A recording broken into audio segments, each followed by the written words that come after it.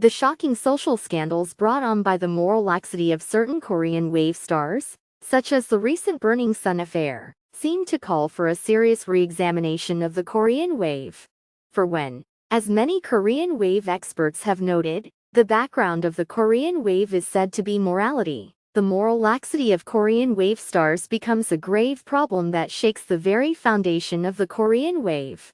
The moral laxity of Korean wave stars does not remain merely a matter of individuals, but calls for a scholarly analysis of the Korean wave and morality.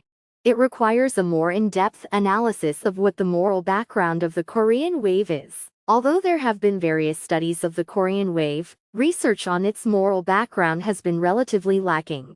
This is because, although it has been emphasized that the background of the Korean wave is morality, cases in which a Korean wave star gives rise to moral laxity, as in the present affair, had until now been entirely absent. This paper is an attempt to link the Korean wave to Dangin thought, and thereby to seek the moral background of the Korean wave.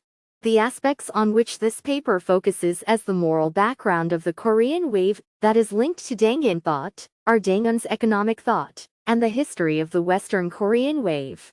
This is because Dangun's economic thought reveals the deductive structure of Dangin thought, while the history of the Western Korean wave presents concrete cases. A review of prior research on Dangun's economic thought shows that it has been carried out largely at a macroscopic level, while structural analysis has been lacking. Prior research on the history of the Western Korean wave is vast in content, but recent research trends have advanced very rapidly, so that its research findings need to be organized. Recent research trends on the history of the Western Korean wave, likewise, develop rapidly, but their structural analysis is weak, and their connection with the moral background remains insufficient.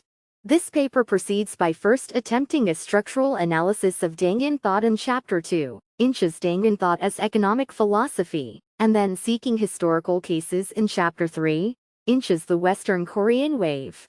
Since it is in economic thought that morality is put into practice, a study that seeks the moral background through the structure of economic thought has practical value. Moreover, comparing the Western Korean wave with the structure of Dangin thought has the scholarly value of tracing the historical origins of the Korean wave. I begin this paper in the hope that this study may contribute to restoring the morality of the Korean wave.